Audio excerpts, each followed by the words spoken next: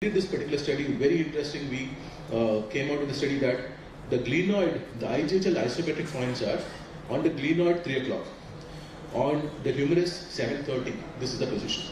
If we can fix it with some structure, so we thought, what is the nearest structure which is there? The biceps.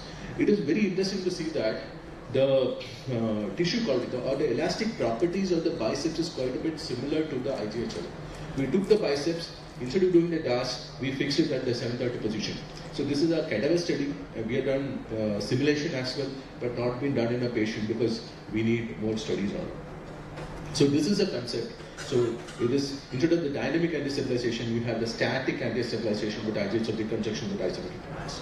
So this is again then your go-to for in such a case, you have soft tissue insufficiency. This is a revision scenario. You can see the patient came with a primary Bankart. This 2 times failed Bankart.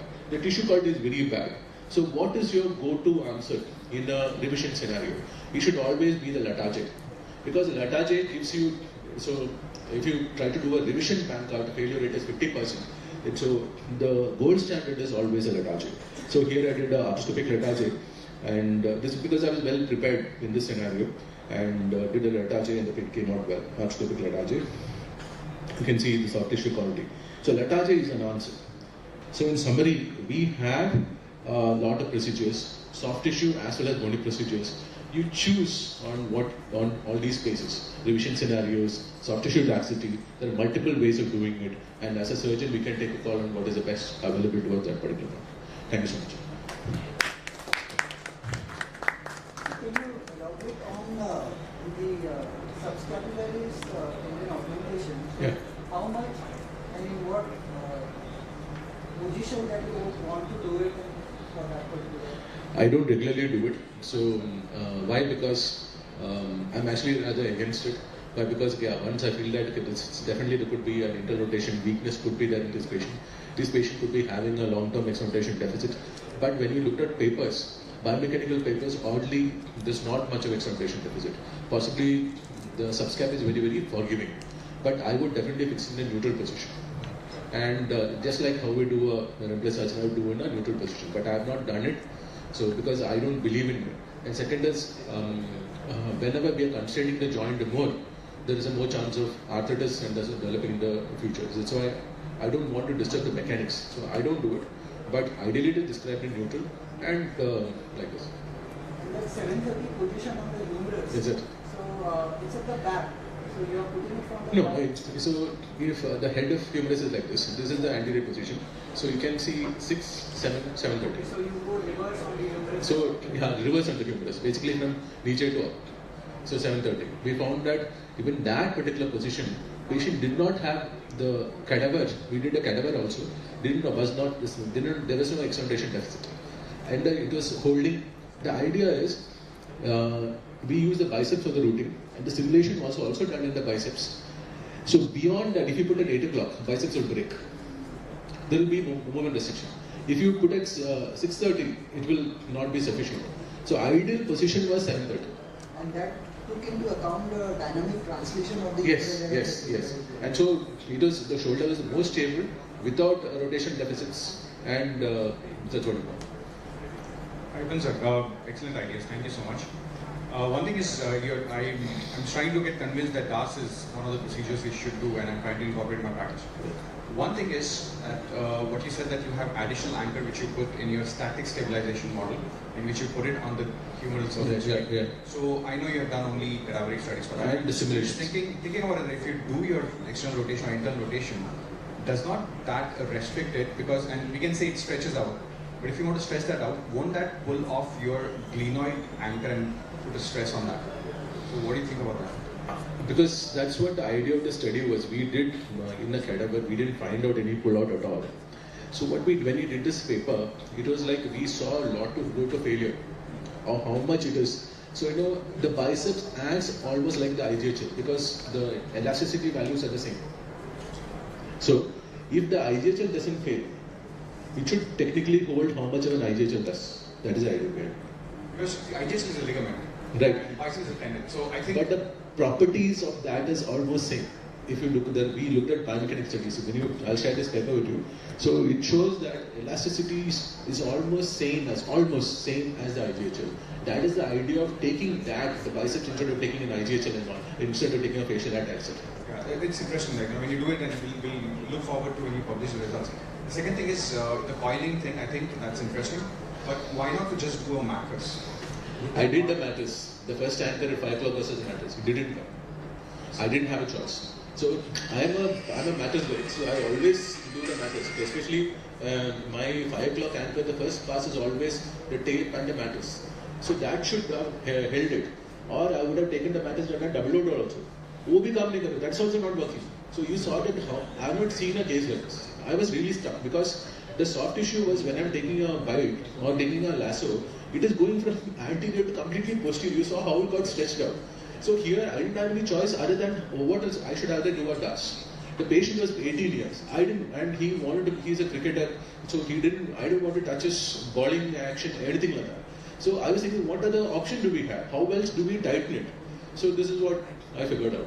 Final thing is that what I've realized when you put the inferior anchor and you tie it up before and then you put your second bite. Yeah.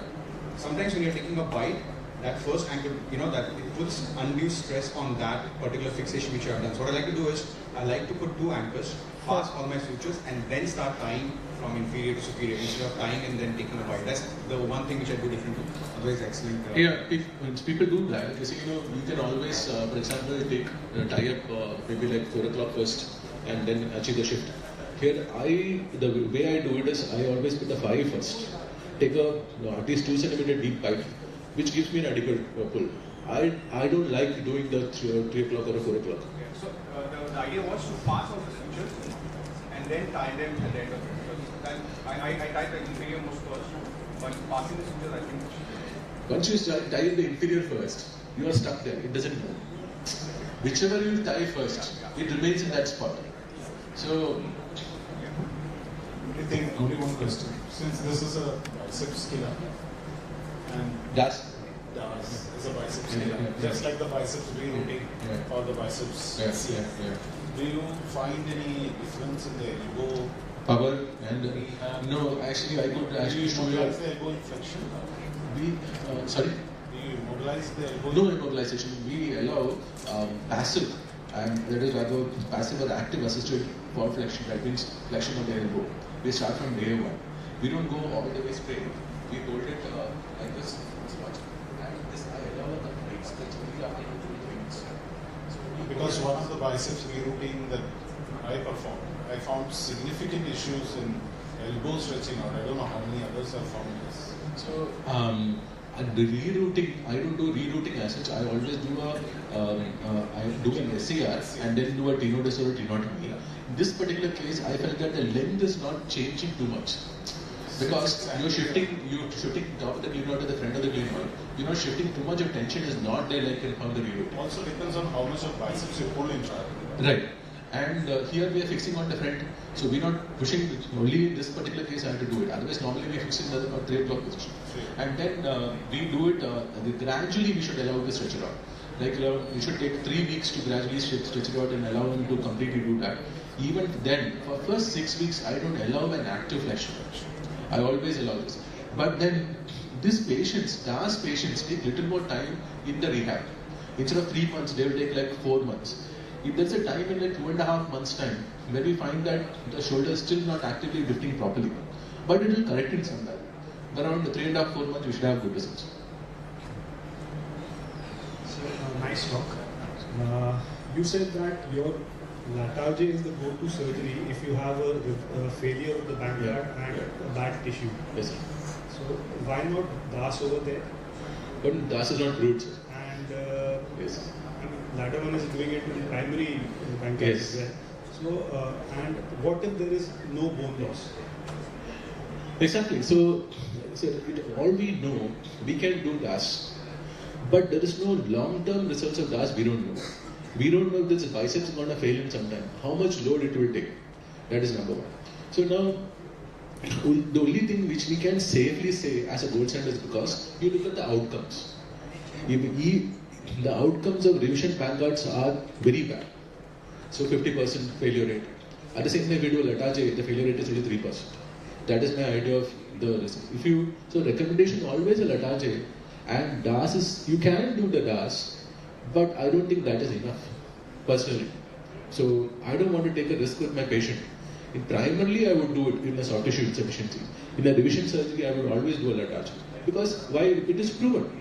That is the idea. Statistically proven. We have a lot of papers on it. So that's the idea behind it. And if there is no bone loss, it's still. Still. So would you create a bone loss? No need. So we just put a Latarjet. Regular Latarjet is enough. Like for example, so Latarjet is a primary surgery for contact athletes.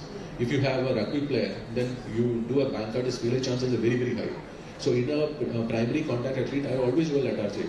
We don't have to, just put a regular Latarjet and bleed. So won't the Wolff's law apply there and the graft will resolve eventually?